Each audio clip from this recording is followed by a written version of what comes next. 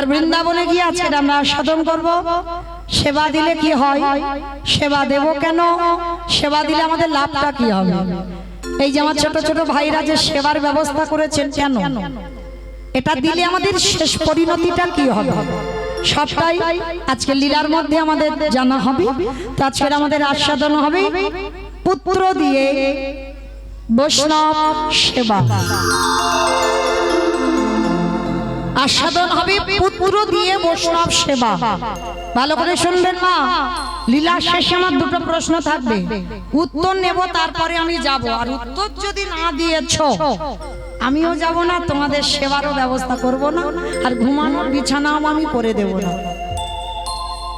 তাহলে উত্তর দেবে তো? বেশ, সেইভাবে একটু মন প্রাণ দিয়ে শুনবে, কেমন? দেবর্ষি নারদ মনে মনে চিন্তা করলেন, অনেকদিন আমি মরতে যাই না, আজ আমি একটু মরতে যাব। আচ্ছা মা, মর্ত কোনটা? উপরেরটা। উপরে উপরটা নাকি মর্ত? মর্ত কোনটা? নিচে মর্ত, ওটা পাতাল। তাহলে মর্ত, হ্যাঁ, যেটায় বসে আছেন দাঁড়িয়ে আছেন এই জায়গাটা, এইটা হচ্ছে মর্তধাম। তা দেবর্ষি নারদ এসেছে মর্তধামের। এক মা জানতে চেয়েছে, নারদ ও নারদ, তুমি তো ভগবানের কাছে কাছে থাকো, আমার মাথায় অনেক দিন ধরে একটা প্রশ্ন ঘোরাঘুরি করছে। কি প্রশ্ন? না, যারা যারা ভগবানকে ডাকে, যারা যারা ভগবানকে ভালোবাসে, যারা একাদশীর উপবাস করে, যারা কৃষ্ণ ছাড়া কিছু জানে না, নারদ, তার শেষ জীবনে গতিটা কি হয়? কথাটা শোনার সঙ্গে সঙ্গে বলে উঠলেন, ও মামা, এ প্রশ্নের উত্তর তো আমার জানা নেই। সে কি? আমি জানি না? তুমি ভগবানের কাছে থাকো, তুমি জানো না? তাহলে কে জানবে? বলে, মা তুমি একটু বসো, আমার বাবার কাছ থেকে জেনে আমি তোমাকে বলে যাব। নারদের বাবাকে ব্রহ্মা। তা মর্তধামের মা বলছে, নারদ আমি ততক্ষণে বসে রইলাম তোমার উত্তরের আশায়, আর যতক্ষণ না উত্তর দিচ্ছ ততক্ষণ কিন্তু আমি যাব না, কেমন? বলে ঠিক আছে, তাই হবে। এইবার দেবর্ষি নারদ ব্রহ্মলোকে গেছে। পিতা, পিতা, যারা যারা ভগবানকে ডাকে ভালোবাসে, তার শেষ জীবনের গতিটা কি হয়? যখনই বলার সঙ্গে সঙ্গে আমার চতুর্মুখী ব্রহ্মা বলছে, নারদ, এই প্রশ্নের উত্তর তো আমার জানা নেই। সে কি? আমি জানি না? তুমি আমার বাবা চারটে মুখ জানো না, তাহলে কে জানে? বলে, দেখো, একজন জানলে জানতে পারে যে গাঁজা ভাঙ খায়। আমাকে গাঁজা খায়? আর তোমাদের পাহাড়ি চকে কেউ খায় না? দেখো বাবার নামে কিরম হারে বদনামটা রটলো। খুঁজলে বাবা তলে তলে দেখবে অনেককে পাওয়া যাবে, কিন্তু বাবার নামে বদনামটা শুধু তোমাদের এই পাহাড়ি চকে নয়, যেখানে যাব সেখানে ওই একটাই কথা বলবে, গাঁজা কে খায়? বলে বাবা। আচ্ছা, বাবা তো বৈষ্ণব, আর বাবা বৈষ্ণব হয়ে কোনোদিন গাঁজা খায়? হ্যাঁ, কোনোদিন দেখেছো বাবা গাঁজা খাচ্ছে? কখনো নয়। কারণ আমরা যারা গুরু মহারাজদের চরণ আশ্রয় করেছি, মা, আমাদের আদেশ আছে, আমাদের একটা চাও খাওয়া যায় না। কারণ আমার গুরুদেবরা বলে চা একটা নেশার মধ্যে পড়ে, ওই জন্য চা বর্জন করতে হবে।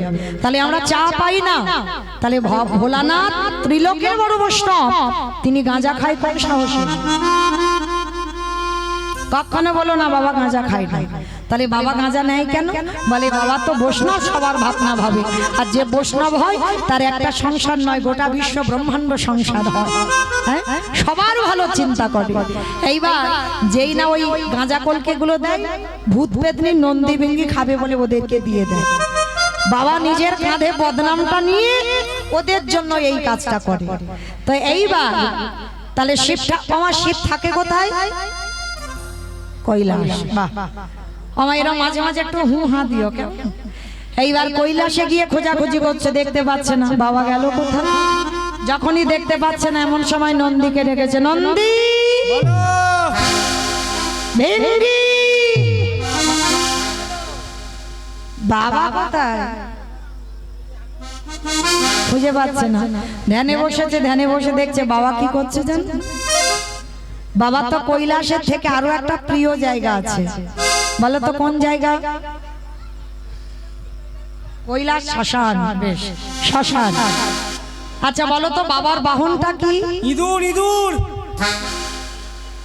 বাবার বাহন নাকি ইঁদুর? ষাঁড় মানে বৃষ। এইবার ধ্যানা যুগে দেখছে নারদ আর গঙ্গা বাপ বেটা ওরা কি করছে জানো? বাবা ভোলা না, বাবা ঘুরে বেড়ায় ষাঁড়ের পিঠে, ও বাবা চড়ে বেড়ায় ষাঁড়ের পিঠে।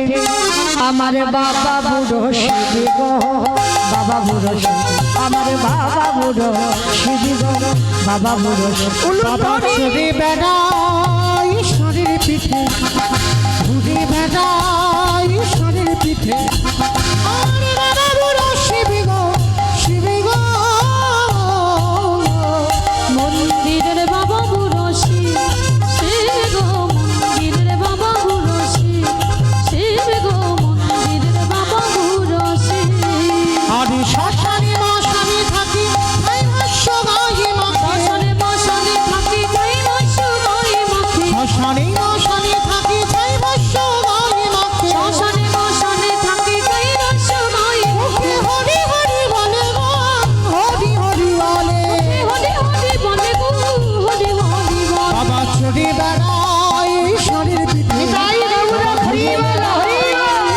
পিঠে আমার বাবা বুড়ো শিবি গো, শিবি গো। মন্দিরের বাবা বুড়ো শিব, শিব গো মন্দিরের বাবা বুড়ো শিব, শিব গো মন্দিরের বাবা বুড়ো শিব। নারায়ণ নারায়ণ নারায়ণ। হে ভোলেনাথ, আমি বড় দায়ে পড়ে তোমার কাছে এসেছি। যারা যারা ভগবানকে ডাকে বা ভালোবাসে, সেবা পূজা করে, তাদের অন্তিম সময় গতিটা কি হয়? বাবা ভোলানাথ বলছেন আরো, এ প্রশ্নের উত্তর তো আমার জানা নেই। সে কি? আমি জানি না, আমার বাবা জানে না, তুমি শিব জানো না, তাহলে জানে কে? বলে একজন জানলে জানতে পারে, যে হচ্ছে নামের নাম। আমার নামের নামই কে? ভগবান। বলে চলো সে জানলে জানতে পারে। বৈকুণ্ঠপতি নারায়ণের কাছে গেছে, প্রভু প্রভু, যারা যারা ভগবানকে ডাকে ভালোবাসে, তাদের শেষ জীবনের গতিটা কি হয়? যেই না বলেছে গতিটা কি হয়, বৈকুণ্ঠপতি নারায়ণ বললেন, নারদ এ প্রশ্নের উত্তর তো আমার জানা নেই। সে কি? আমি জানি না, আমার বাবা জানে না, শিব জানে না, তুমিও জানো না, তাহলে কে জানে? বলে একজন জানলে জানতে পারে। কে জানো? যারা আমার নাম ভালোবেসে, ওই সারা রাত্রি জাগরণ করে, যারা কৃষ্ণ নামে আশ্রয় করে, কৃষ্ণ ধ্যান কৃষ্ণ জ্ঞান কৃষ্ণ ছাড়া জানে না। চলে যাও, সেই ভক্তের কাছে গেলেই তুমি প্রশ্নের উত্তরটা পেয়ে যাবে। প্রভু, ও প্রভু, তাহলে সে ভক্ত পাবো কোথায়? ভগবান বলছে, নারদ চলো, আমারও অনেক দিন যাওয়া হয়নি। বলে কোথায় যাবে? বলে ভক্তের বাড়ি। তাহলে ভক্তের বাড়িটা কোথায়? মথুরা জেলার অন্তর্গত অবন্তী নগর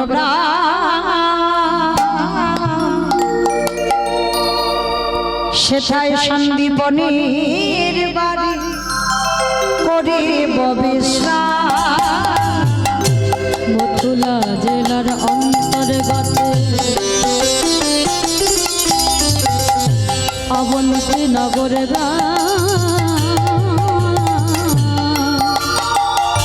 সেটা সন্দীপনের বাড়ি করিব বিশ্রাম। ওগো যাবো আমরা ভক্তে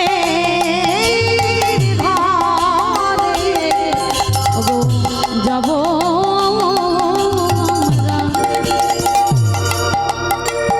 সেই ভক্ত ভক্তের ঘরে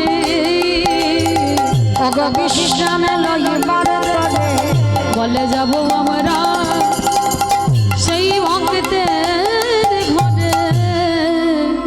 মথুরা জেলার অন্তর্গত অবন্তীনগর গ্রাম। আর অবন্তীনগর গ্রামে ভগবানের গুরুদেব থাকতেন, যার নাম হলো সন্দীপনী মণি। অমাইরা সন্দীপনী মণি কেমন ভক্ত দেখেন, তার একটা সংকল্প ছিল।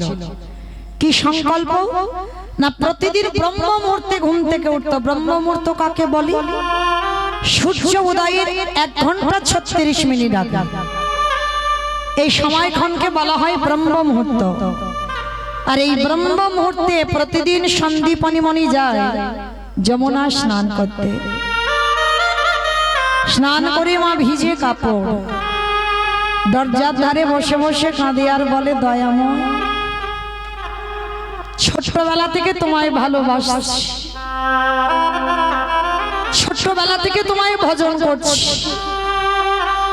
তুমি কি পারো না কৃপা করে একবার আমারে দেখা দিতে? এত ডাকি এত কাঁদি, আমার ডাক তোমার চরণে কবে যাবে? ওগো দয়াময়,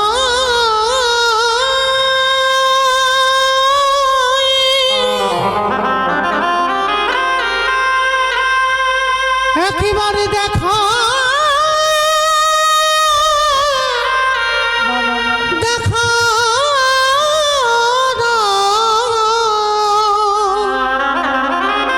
এত কাঁদি তুমি ওগো তুমি নাকি করুণা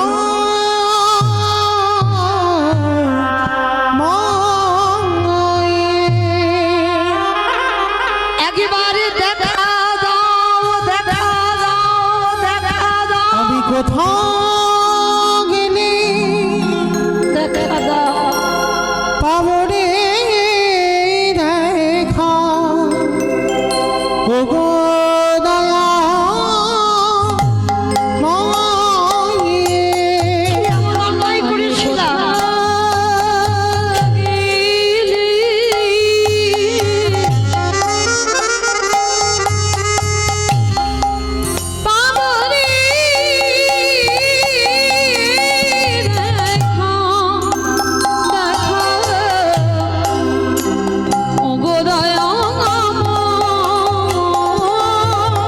নয়নি জলে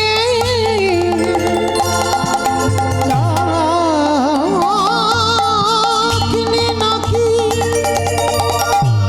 প্রভু তোমার কৃপা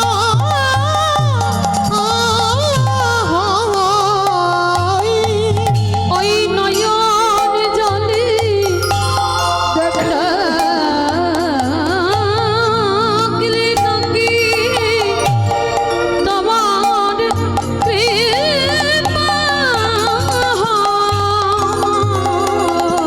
আমি কোথাও গেলে পাবো রে দেখা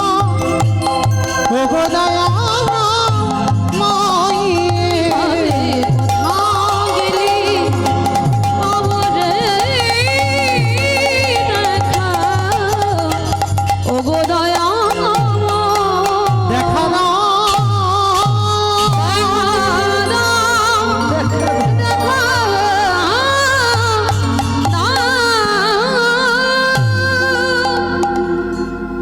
ভক্ত বসে বসে কাঁদছে, দয়াময়, কি এমন অপরাধ করেছিলাম গো? ছোটবেলায় থেকে ডাকতে ডাকতে আজ আমার যাওয়ার সময় হলো।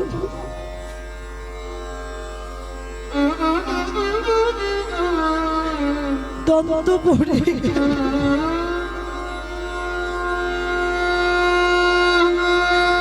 চামড়া আলগা হয়ে গেল, মাথার কেশ পেকে গেল, তবু তোমারে দেখা পাই না। বসে বসে কাঁদছে। আর ঠিক সেই সময় ব্রহ্মা বিষ্ণু মহেশ্বর এসে বাবা দরজায় দাঁড়িয়ে গেছে। দরজায় দাঁড়িয়ে ডাকছে মনিবা। ও মায়েরা, মানুষের ডাক আর ভগবানের ডাকে তফাৎ হবে না? ভগবান যেদিন তোমায় ডাক দেবে না, ওই আওয়াজ তুমি কোনোদিন শোনো। আর যদি বা কোনোদিন শুনে থাকো, কারোর কাছে বলো না, কারণ আপন ভজন কথা না কহিবি যথা তথা। ভজনের মানুষ না পেলে এই জীবনে তুমি তোমার ভজনের কথা কাউকে বলো না।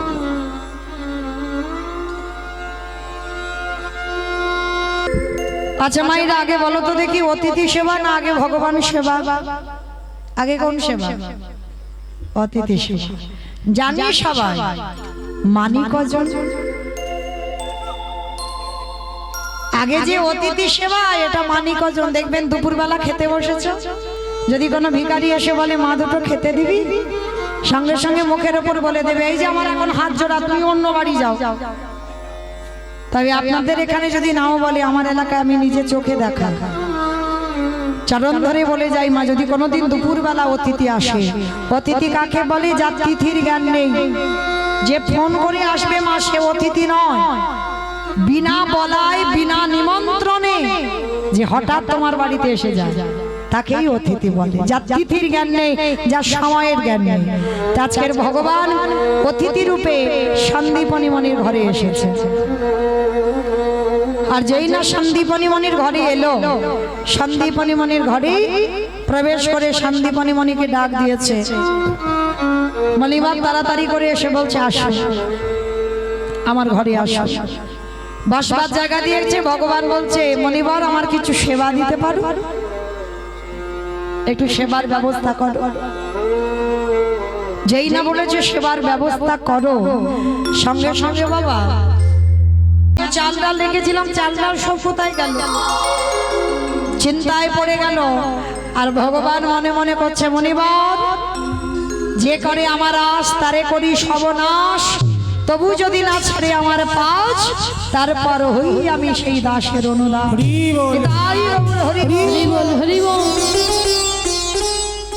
তাই বা যেই না কিছু পেল না অতিথি সেবার চালটা, আর এই মনিবাড়ির একটা ছোট্ট ছেলে ছিল যাকে আদর করে বটু বলে ডাকতো। বটু, বটু বাবা আমায় ডাকছিলি? বটু ভালো করে দেখতো বাবা, আমি হাড়িতে চাল ডাল রেখেছিলাম, দেখেছিস বাবা? কই না তো বাবা। আমি দেখবো কি করে চাল ডাল? সে কি, তাহলে চাল ডাল গুলো গেল কোথায়? মায়েরা, ভগবান বাড়িতে এসে সবকিছু খাবার জিনিস ছিল হরণ করে নিয়েছে। আর যেই না হরণ করে নিল, ছোট্ট ছেলেটা বলছে বাবা তুমি ভেবো না, আমি যাচ্ছি কাছাকাছি কয়েকটা বাড়ি থেকে ভিক্ষা করি, বৈষ্ণব সেবার জন্য চাল ডাল এনে দিই, তুমি রন্ধন করে বৈষ্ণব সেবা দাও। এইবার যেই না ছোট্ট ছেলেটা মা বাবাকে বলেছে, বাবাকে বলে ভগবানের চরণে গেছে, প্রভু আমার জন্য নয়, আমার বাবা মার জন্য নয়, আমি যাচ্ছি অতিথি সেবার জন্য ভিক্ষায়। কৃষ্ণ ছাড়া কে যাচ্ছে আমার, বিশ্ব ছাড়া চর মাঝে, বিশ্ব ছাড়া চর মাঝে, কৃষ্ণ ছাড়া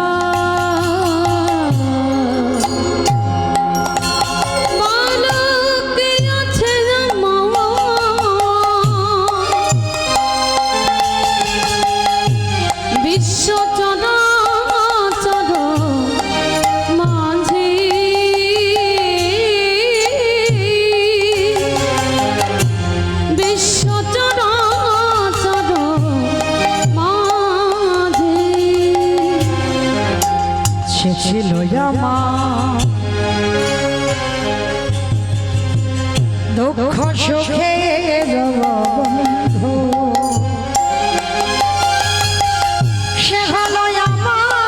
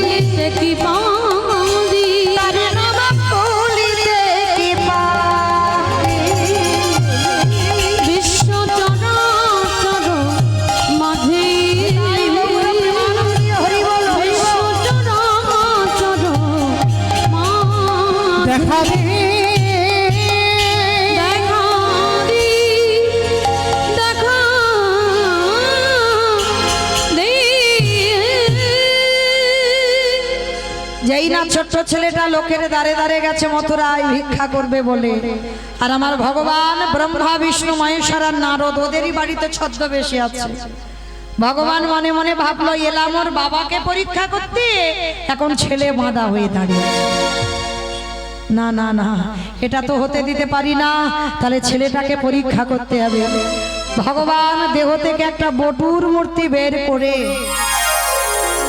গোটা গ্রাম ভিক্ষা করে নিয়ে চলে এসেছে। আর যখনই গোটা গ্রাম ভিক্ষা করে নিয়ে চলে এলো, ছোট্ট ছেলেটা আবার দ্বিতীয়বারে যেই না গেছে, গ্রামের লোকেরা বলে বলে নাই তোদের জন্য আমরা দান ছত্র খুলেছি।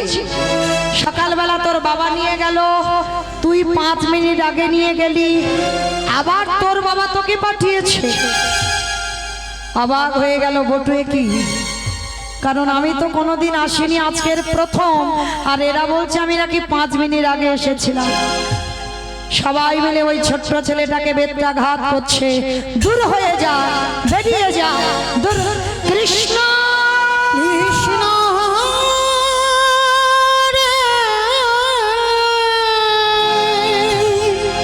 এত মারা মেরেছে, ছেলেটার সর্বাঙ্গ দিয়ে রক্ত ঝরে ঝরে পড়ছে। কৃষ্ণ একবার যদি জানতে পারতাম তোরে ভালোবাসলে এত কষ্ট পেতে হয়, আমি কোনোদিন তোরে ভালোবাসতাম না। কৃষ্ণ তবে আমিও বলে রাখলাম, এ জীবনে যদি অতিথি সেবা দিতে না পারি, এ জীবন আমি রাখবো না। এই জীবন ওই যমুনার জলে গিয়ে ত্যাগ করে দেব। ভগবান ওদেরই বাড়িতে বসে মনে মনে চিন্তা করলো, আহারে ছেলেটা যদি মরে যায় তাহলে তো আমাকে কেউ ভগবান বলবে না, তাহলে ছেলেটাকে বাঁচাতে হবে। ভগবান একটা পাখি রূপ ধারণ করে কানের কাছে উঠতে উঠতে বলে যাচ্ছে, তোকে মথুরায় কেউ দিল না তো, চলে যা বৃন্দাবন, আর বৃন্দাবন গেলেই চাল ডাল পেয়ে যাবে। ছোট্ট ছেলেটার মনে বড় আনন্দ, আনন্দে নাচতে নাচতে আজকের যমুনার ঘাটে গিয়ে দাঁড়িয়েছে। কিন্তু দাঁড়ালে কি হবে মা? যমুনার ঘাটে গিয়ে দেখছে একটা নৌকা নাই, একটা মাঝিও নাই, আর একটা ছেলেটা সাঁতার জানে না। আচ্ছা বলো তোমার, যে ছেলে সাঁতার জানে না, নৌকা নেই, মাঝি নেই, তাহলে নদীর এ ঘাট থেকে ও ঘাটে যেতে পারবে? পারবে না? পারবে। কারা পারবে জানো? যাদের বিশ্বাস আছে। কৃষ্ণ রাগলে তুই রাগ, আর মারলে তুই মার। এত বড় যমুনা নদী, আমার বাবা বলেছে যখন জীবনে ঘোর বিপদ আসবে কৃষ্ণ চরণ ছাড়বি না। আর কৃষ্ণ রাগবার মালিক তুই, আর মারবার মালিকও তুই। দেখি আজকে তুই কি করিস। ছেলেটা কি করেছে? সাঁতার জানে না, গটগট করে জলে নেমে গেছে। মানে যমুনা নদী পার হয়ে তো বৃন্দাবন যেতে হবে, আর যমুনা নদী পার হওয়ার জন্য জলে নেমেছে, গলা পর্যন্ত নেমে গেছে। মানে আর একটু যদি জলে নামে, পা পিছলেই ছেলেটা ডুবে যাবে। চোখ দুটো বন্ধ করে বলে উঠলেন, কৃষ্ণ দয়াল তোমার লীলা খেলা, দয়াল তোমার লীলা খেলা, বোঝা বড়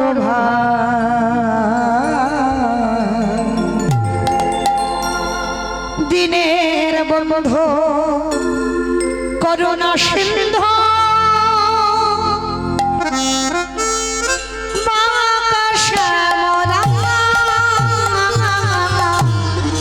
দয়াল বন্ধু করুণা সিন্ধু,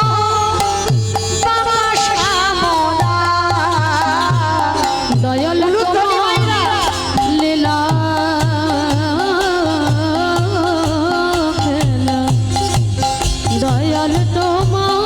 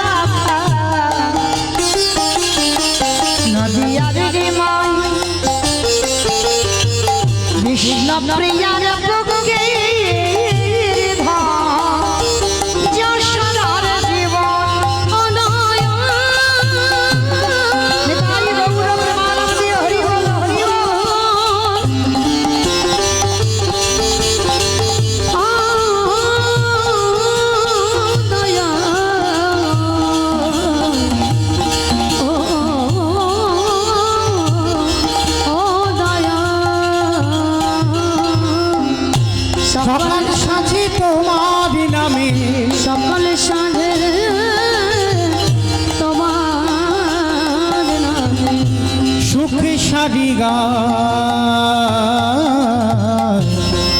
দিনের বন্ধু করুণা সিন্ধু মাতা শ্যামলাই হরি বল হরি বল হরি বল।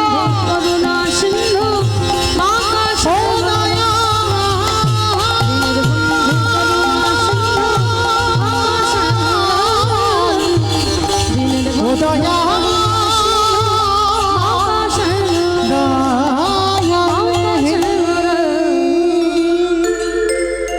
ছোট্ট ছেলেটা যেই না চোখটা মেলেছে মা দেখে না নদীর এ ঘাট থেকে ও ঘাটে চলে গেছে। কৃষ্ণ তোর এত অহিতকে কৃপা, তুই পার করে দিলি আমার যমুনা নদী। কারণ বাবা ভগবান তো সর্বদাই ভক্তের সামনে ঢাল হয়ে দাঁড়ায়, দাঁড়ায় না?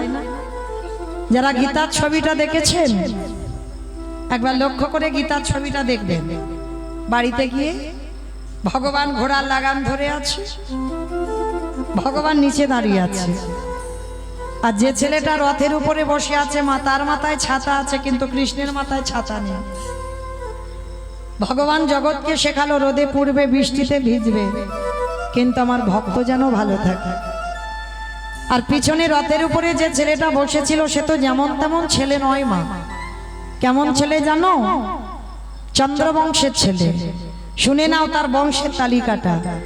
বিষ্ণু থেকে ব্রহ্মা, ব্রহ্মার পুত্র উগ্রীব, উগ্রীবের পুত্র সোম, সোমের পুত্র বুধ, বুধের পুত্র পুরুরবা, পুরুরবার পুত্র আয়ুষ, আয়ুষের পুত্র নহুষ, নহুষের পুত্র যজাতি, যজাতির পুত্র যদু, যদুর পুত্র কুরু, কুরুর পুত্র জন্মেঞ্জয়, জন্মেঞ্জয়ের পুত্র গতিস্বান, গতিস্বানের পুত্র মনুষ্য, মনুষ্যর পুত্র চারুপল, চারুপলের পুত্র রুদ্রাসন, রুদ্রাসনের পুত্র হৃদেশু, হৃদেশুর পুত্র রক্তিনাথ, রক্তিনাথের পুত্র ব্যাভি, ব্যাভীর পুত্র দুষ্মন্ত, দুষ্মন্তর পুত্র ভরত, ভরতের পুত্র ইক্ষ, ইক্ষুর পুত্র সংবরণ, সংবরণের পুত্র সুধনু, সুধনুর পুত্র সহদ্র, সহদ্রর পুত্র জবন, জবনের পুত্র কৃতি, কৃতির পুত্র উপরিজবসু, উপরিজবসুর পুত্র জরাসন্ধ, জরাসন্ধর পুত্র সহদেব, সহদেবের পুত্র সমাচি, সমাচির পুত্র কুশু, কুশুর পুত্র জম্ভু, জম্ভুর পুত্র সুরত, সুরতির পুত্র বিহরত, বিহরতের পুত্র আজুকানু, আজুকানুর পুত্র অগ্রধর, অগ্রধরের পুত্র দেব ঋষি, দেব ঋষির পুত্র ঋক, ঋকের পুত্র বিদিক, বিদিকের পুত্র পতিত, পতিতের পুত্র শান্তনু, শান্তনুর পুত্র বিচিত্র বীর্য, বিচিত্র বীর্যের পুত্র পাণ্ডু, আর পাণ্ডুর তৃতীয় পুত্র হলো যার নাম তৃতীয় পাণ্ডব অর্জুন। নিতাই গৌর হরি বল হরি বল হরি বল। এত বড় বংশের ছেলে, আজকে তিনি রথের উপরে বসে আছে। ভগবান জগৎকে শেখালো যদি জগতে কেউ আমার জন্য এতটুকু ভাবে আমি তার জন্য বিশাল কিছু করতে রাজি। তাই তো আজকের এই লীলায় ছেলেটা বাবা চোখ বন্ধ করে যমুনার এ ঘাট থেকে ও ঘাটে চলে গেছে। আর যেই না এ ঘাট থেকে ও ঘাটে গেছে মা পূর্ণমাসীর ঘরে চাল ডাল আলু সবজি যা যা প্রয়োজন পুটলিতে করে বেঁধে দিয়েছে। আর পুটলিতে করে বেঁধে দিয়ে ছেলেটা মাথাতে নিয়ে আবার যমুনা নদী পার হতে হবে। আর যেই না যমুনা নদী পার হতে হবে মা ভগবান মনে মনে ভাবছে এত তাড়াতাড়ি আমি খাবো না, এখনো বাকি আছে। কিরকম বলে শোনো, এইবার দ্বিতীয়বারে ভগবানকে পরীক্ষা, ভগবান পরীক্ষা করবে। কিরকম পরীক্ষা? ভগবান একটা কুর্ম রূপ ধরে জলের তলায় বসে আছে। আমার কুর্ম মানে কি গো? কুমড়ো কুমড়ো। কুর্ম মানে কুমড়ো, কচ্ছপ। বাহ, কুর্ম মানে কচ্ছপ। বাবা আপনারা জানেন তো ভগবান একবার কচ্ছপ হয়েছিল। ভগবানের 10টা অবতার, আর 10টা অবতারের ভিতরে সত্যযুগে 5টা, মৎস্য কুর্ম বারাহ নৃসিংহ বামন সত্যযুগে। ত্রেতা যুগে 2টোই রাম। ভৃগুবংশে যমদগ্নি রৌরস্যে মা রেণুকার গর্ভে জন্ম নিল ভিগুরাম বা পরশুরাম। আর একটা ক্ষত্রিয় কুলের রাজা দশরথের ঔরসে মা কৌশল্যার ঘরে জন্ম নিল দাশরথী রাম বা সীতাপতি রাম। তারপরে একটা বলরাম অবতার, কলিতে একটা হয়ে গেছে বুদ্ধ অবতার, আর একটা আসবে কল্কি অবতার। এই ভগবানের মোট 10টা অবতার, আর 10 অবতারের মধ্যে আজকের ভগবান কুর্ম হয়ে জলের তলায় বসে আছে। আর ছেলেটা তো জানে না, নাচতে নাচতে নাচতে নাচতে পর পাটা পড়ে গেল কচ্ছপের পিঠের উপর। আর যেই না পিঠের উপরে পড়লো, পাটা পিছলে একেবারে যমুনার জলে। আর যেই না জলে পড়েছে মা, আর পাবে বলে মনে হয়, সঙ্গে সঙ্গে মাথা থেকে চাল ডালের পুডলিটা জলে ডুবে গেল। চিৎকার করে বটু বলে উঠলেন, মা তোর এত লোক, তোর এত লালসা, তুই আমার সেবার, অতিথি সেবার, বৈষ্ণব সেবার চাল ডালগুলোকে তুই খেয়ে নিলি। বেশ, আমিও দেখি তুই কি করে শুধু চাল ডাল খেতে পারিস।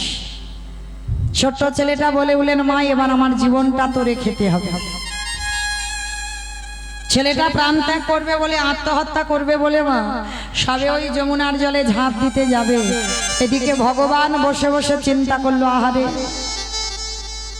এ ছোট্ট ছেলে, এ যদি মরে যায় আমাকে তো কেউ ভগবান বলবে না। না না না, ও ছেলেটাকে বাঁচাতে হবে।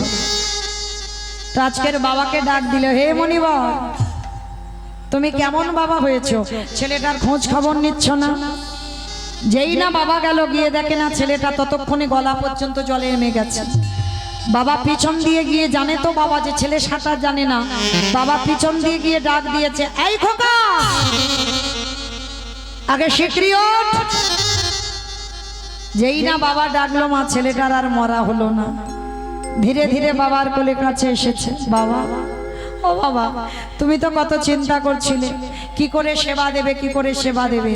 জানো বাবা, আমি যা জোগাড় করেছিলাম এই যমুনা নদী সব খেয়ে নিয়েছে। খোকা, তাহলে কি দিয়ে সেবা দেব? বাবা, ওই যে দূরে দেখা যাচ্ছে একটা মুদির দোকান, আর ওই মুদির দোকানে গিয়ে আমরা কিছু জিনিস চুরি করে আনি। হ্যাঁ রে বাবা, চুরি করা তো পাপ। কে বলেছে চুরি করা পাপ? এ জগতে কেউ যদি নিজের জন্য চুরি করে তাতে পাপ হয়, আর অতিথি মানে নারায়ণ, ওই নারায়ণের জন্য যদি কেউ চুরি করে ও চুরিতে পাপ দশায় না। বাবা তুমি চিন্তা করো না, ওই যে দেখা যাচ্ছে একটা মুদির দোকান, ওই দোকানে গিয়ে আমি কিছু জিনিস চুরি করে আনি। বাবা বলছে ঠিক আছে চল বাবা। হ্যাঁ রে, কেন ধরা পড়বো? ধরা পড়বো না, চলো। বাপ বেটা দুজনে মিলে যাচ্ছে ভোরের বেলা ওই মুদি দোকান চুরি করবে বলে।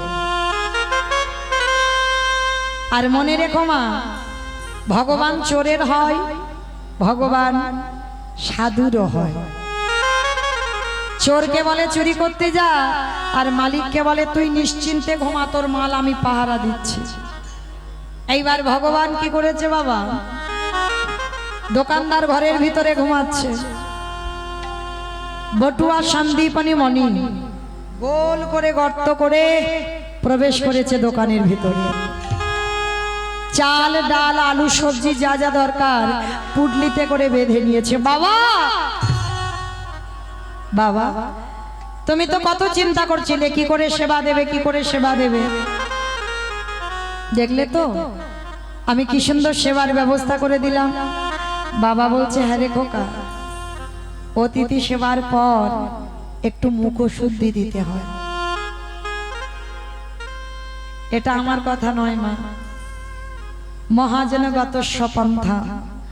মহাজনেরা বললেন, এই জগতে কোনো ভক্তকে যদি সেবা দাও, সেবান্তে মুখশুদ্ধিটা না দিলে সেবার পরিপূর্ণ ফল পাওয়া যাবে না।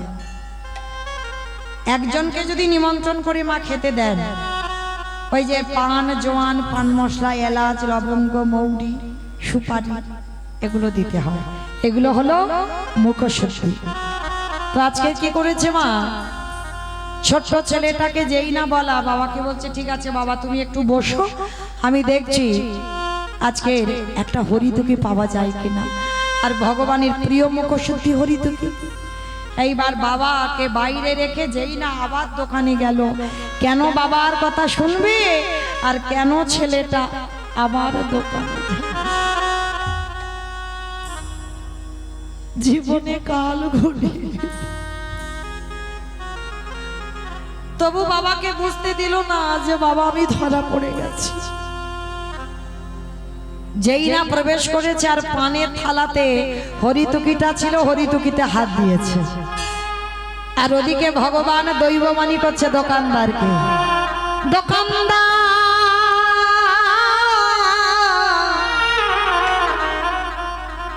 তুমি অমন করে কালে নিদ্রায় ঘুমায়ো না, একেবারে চেগে দেখো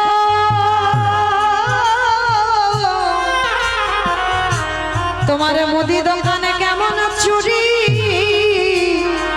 হয়ে যায়। ও গো দোকানদার,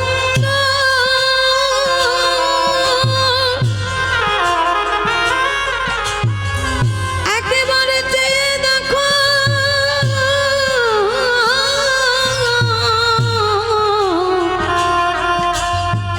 তোমার দোকানে কেমন চুরি হয়ে যায়। যেই না বললো তোমার দোকানে চুরি হয়ে যাচ্ছে, আর দোকানদারের ঘুমটা ভেঙে গেল, আর সেই সময় হরিতুকিটা নিয়ে যেতে যাবে, পাটা লেগে পানের থালাটা দোকানে উল্টে পড়ে গেল। ঝানাত করে একটা আওয়াজ হয়েছে, আরে চোর চোর চোর চোর। কান্না প্রাণের ভয় হয়, আর ওই ভয়েতে পড়ে যেই না বাবা সবে হরিতুকিটা নিয়ে বেরোতে যাবে, সবে দুটো হাত আর মাথাটা গর্ত দিয়ে বের করেছে, সর্বদেহটা দোকানের ভিতরে পড়ে আছে। বুঝতে দিল না যে বাবা আমি ধরা পড়ে গেছি। হাসি মুখে বাবাকে বলছে, বাবা তুমি চিন্তা করো না, তাড়াতাড়ি যাও, তুমি গিয়ে রান্না বসাও। ও মায়েরা, যতই হোক বাবা তো, বলো তো সন্তানের মঙ্গল অমঙ্গল প্রথমে কে বোঝে?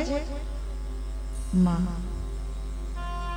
মায়ের সঙ্গে নারীর বন্ধন, বাবার সঙ্গে রক্তের সম্পর্ক। আজ আমার ছেলের ভালো হবে না মন্দ হবে,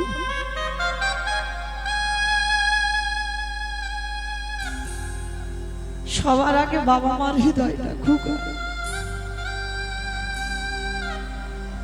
ছেলেটার পিছনে পা ধরে দোকানদার টানছে, আর হাত আর মাথাটা বাইরে